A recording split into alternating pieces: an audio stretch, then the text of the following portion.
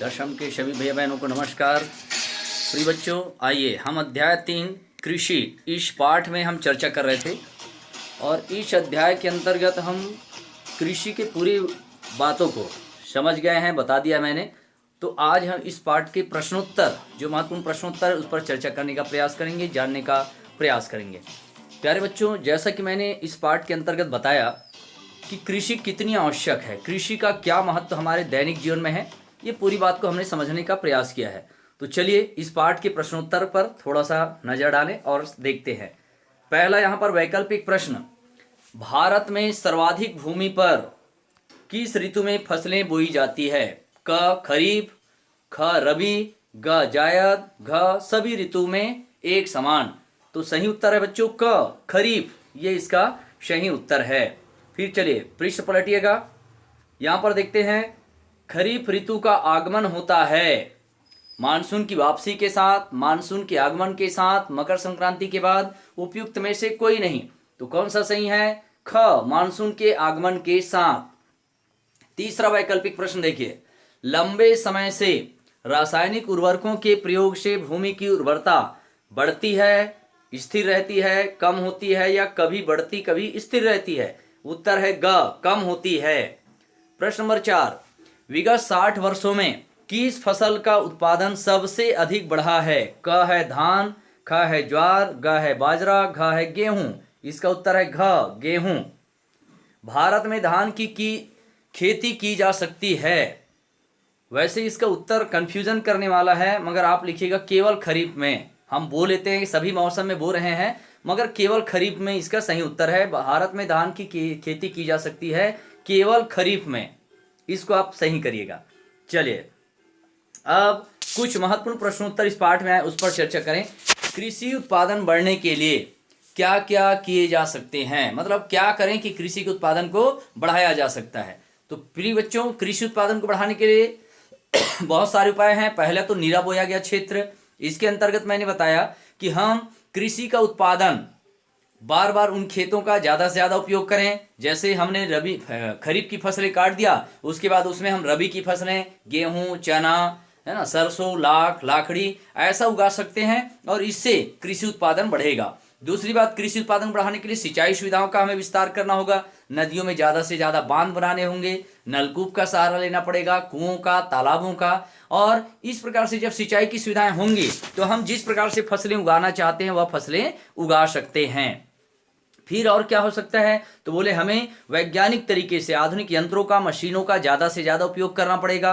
फिर रासायनिक उर्वरकों का, कीटनाशक दवाइयों का अगर हम ज़्यादा से ज़्यादा उपयोग करेंगे तो इससे कृषि उत्पादन को बढ़ाया जा सकता है। ये पहले नंबर प्रश्न का उत्तर। दूसरा, क्या औद्योगिक व्यवस्था पर किसानों की निर्भरता बढ़ती जा रही है? तो इसका उत्तर है हाँ। आज के परिप्रेक्ष्य में किसानों की निर्भरता औद्योगिक व्यवस्था पर बढ़ते जा रही है। क्यों? हम देखते हैं आज किसान ज़्यादा से ज़्यादा ट्रैक्टर, थ्रेसर, हार्वेस्टर का उपयोग कर रहा है और ये कहाँ निर्माण होते हैं? कल कारखानों में बनते हैं। फिर हम रासायनिक उर्वरकों का, कीटनाशक दवाइयों का उपयोग करते हैं। फिर उन्नत किस्म के बीजों की बात करते हैं। तो ये कहीं ना कहीं हमारे औद्योगिक व्यवस्था के ऊपर आश्रित, मतलब किसान आज कहीं ना कहीं औद्योगिक व्यवस्था पर आश्रित होते जा रहा है, ये बात सत्य है। विकसित देश अपने किसानों को अनुदान देते हैं, इसका भारतीय कृषि पर क्या प्रभाव पड़ता है? प्रश्न नंबर 3, प्रिय बच्चों, विकसित देश अपने किसानों को अनुदान देते हैं, उससे वहां की उत्पादित वस्तुओं का दाम क्या होता है? कम होता है। उसका उत्पादन लागत है वह कम हो जाता है और इसके कारण वह अंतरराष्ट्रीय बाजारों में उसके द्वारा उत्पादित वस्तुएं सस्ते दामों में बिकने के लिए तैयार हो जाती है और इसके खरीदने वाले ज्यादा होते हैं। जबकि भारतीय कृषि में भारत सरकार द्वारा अनुदान नहीं दिया जाता है, साथ ही उसकी उत्पादन लागत अधिक होती है और उत्पादन लागत होने के कारण उस वस्तुओं का दाम बढ़ जाता है। और जब ऊंचे दामों में यही चीजें बाजारों में बिकने के लिए जाती है तो लोग उसे ज्यादा अंतरराष्ट्रीय बाजारों में उसकी मांग नहीं होती, क्योंकि उसको ज्यादा खरीदार नहीं मिलते, क्योंकि भारतीय कृषि की उत्पादित वस्तुएं महंगी होती है और इससे भारतीय कृषि पर बुरा प्रभाव पड़ता है। ये इसका उत्तर है। फिर नलकूप द्वारा अत्यधिक सिंचाई की क्या दुष्परिणाम हो सकते हैं? बच्चों, नलकूप द्वारा अत्यधिक सिंचाई होने से इसका दुष्परिणाम ये हो रहा है कि लगातार जब हम नलकूप से पानी निकालते हैं, बोर या ट्यूबवेल से लगातार हम सिंचाई करते हैं, तो इससे लगातार पानी भूगर्भ से बाहर निकलते रहता है। मगर जब लगातार पानी निकलता है तो भूगर्भ में जो पानी का स्तर है, भूजल स्तर जिसको वाटर लेवल कहते हैं, वो लगातार कम होने लगता है, नीचे जाने लगता है। और ऐसी स्थिति में एक दिन ऐसा होगा कि भूजल स्तर तो नीचे जाएगा, एक दिन ऐसा भी आएगा कि नलकूपों से पानी निकलना बंद हो जाएगा, क्योंकि नलकूप पूरी तरह से सूख जाएंगे। और ये दुष्परिणाम होगा कि हम फसलों का उत्पादन करने में फिर असमर्थ हो जाएंगे। ये इसका दुष्परिणाम हो सकता है।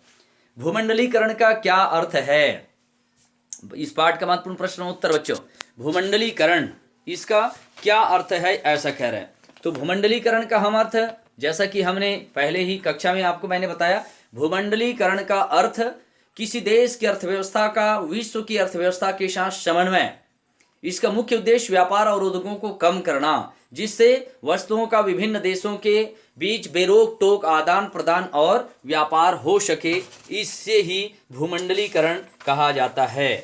चलिए इस पाठ का एक अंतिम प्रश्न, कृषि नहीं होने पर आपके जीवन पर क्या प्रभाव पड़ेगा? तो बच्चों, अगर कृषि नहीं होगा तो जन जीवन का आधार कृषि ही है। कृषि नहीं होंगे तो खाने को, हम सबको, मानव समाज को खाने के लिए अन्न नहीं मिलेगा, पहनने के लिए कपड़े उपलब्ध नहीं होंगे, फिर जानवरों को भी चारा नहीं मिलेगा, क्योंकि कृषि से ही जानवरों को पैरा भूसा प्राप्त होता है, उनके भोजन का काम आता है। मनुष्य की दैनिक आवश्यकताओं कृषि से पूर्ण होती है, इसलिए कृषि नहीं होने पर जनजीवन की कल्पना भी नहीं की जा सकती। साथ ही साथ हमारे बहुत सारे कल कारखाने वह कृषि पर निर्भर है, जैसे शक्कर का कारखाना। अगर गन्ना कौन उगाता है? किसान। अगर गन्ना किसान उगाता है तो कृषि ही नहीं होगा तो गन्ना नहीं उगेगा, गन्ना नहीं उगेगा तो शक्कर का कारखाना नहीं चलेगा। फिर हमारे बहुत सारे तेल उत्पादक कंपनियां हैं, वह भी, जैसे सरसों तेल, फल्ली तेल, ये सभी चीजें कहाँ से आ रही है भाई? कृषि क्षेत्र से। फिर उसके बाद हम कपड़े की बात करें कपड़े की बात करें तो कपड़े कहाँ से बनता है? कपास से। अगर कृषि नहीं होगा तो कपास नहीं होगा, कपास नहीं होगा तो कपड़े नहीं बनेंगे, फिर हमें भी कपड़े की प्राप्ति नहीं होगी। तो कृषि नहीं होने से हमारा जीवन उचित नहीं होगा, अव्यवस्थित होगा, हमें बहुत सारी परेशानियों का सामना करना पड़ेगा। प्रिय बच्चों, ये रहे इस पाठ के सभी प्रश्नोत्तर।